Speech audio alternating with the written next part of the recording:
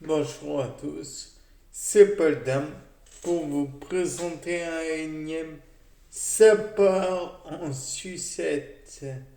Donc, comme d'habitude, ça va partir en sucette. Mais le truc, c'est que il y a une petite chose que je me suis dit, c'est que au lieu d'uniquement parler de la décomposition végétale, pourquoi ce moteur Stirling ne pourrait pas être un moteur avec un générateur vertical de poussée et engendrer un mouvement horizontal, ce qui ferait que finalement la chaleur viendrait du dessus. Mais dans ce cas, vous allez me dire, bah pourquoi pas, mais la chaleur qui viendra du dessus, comme je l'affirme, elle sera refroidie par quoi? Bah si on réfléchit bien, au Canada par exemple, ils le font. Il y a des villes souterraines pour se protéger de la chaleur, tout comme ils le font probablement dans d'autres pays. Néanmoins, le truc, donc la chaleur viendrait d'où dans ce cas, puisque la fraîcheur du sol, la chaleur pourrait venir du ciel. Et la question est, mais précisément, ce serait quoi? Ce serait le soleil qui apporterait la chaleur, étant donné que si on s'en réfère à quelques informations que l'on peut glaner sur Internet, par exemple, sur la lumière du soleil, c'est de la lumière blanche. De là, bon, on peut se dire, ça ne sert à strictement rien. Mais le fait est que la lumière blanche est composée d'une multitude de radiations allant de 400 nanomètres environ à 800 nanomètres environ. Donc ça veut dire que toutes les couleurs sont entre 400 et 800. Ce qui veut dire entre le rouge pour le 400, un rouge vraiment, enfin bref, à 800, donc le bleu pour une température extrêmement importante. Mais là n'est pas la question. Dans ce cas, comment faire pour capter le coefficient d'absorption?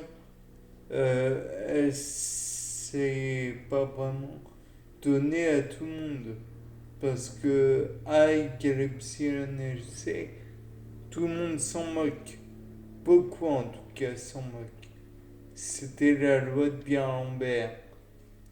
Beaucoup s'en moquent. Mais le fait est que on n'en a pas besoin. Si l'on réfléchit bien, quelle est la couleur, ou du moins, quelle est la qu'est-ce qui produit le plus de chaleur? Eh bien, c'est le noir. Quand vous avez un vêtement noir au soleil, vous avez l'impression de brûler. Donc, si le réceptacle, la lumière, était en noir, dans ce cas, on aurait une chaleur importante qui pourrait être utilisée dans notre moteur steering. Par la suite, donc la fraîcheur, je vous l'ai déjà raconté, elle viendrait du sol. Donc le piston pourrait refroidir ce qui arrive en bout de course. Et donc à la fin, le moteur pourrait lui-même fonctionner sans problème. Et donc, comme précédemment, faire marcher la turbine et donc permettre la production de courant. Mais ce qu'il y a de certain, c'est que ces moteurs, il faut qu'ils soient, comment dire, pas parfaits, mais limiter les autres échanges que l'on pourrait considérer comme parasites pour éviter les déperditions de chaleur et donc perdre de la capacité à produire de l'électricité et donc à terme engendrer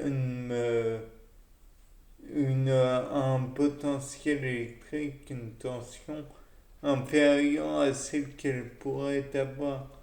De plus, le fait est que même si on produit cette température importante via le soleil pour alimenter notre moteur steering, il est clair que cette chaleur devra être apportée dans un lieu bien particulier, à savoir un lieu sec pour éviter qu'il y ait des déperditions et des condensations qui pourraient encore une fois produire un effet négatif sur notre capacité à produire de l'électricité.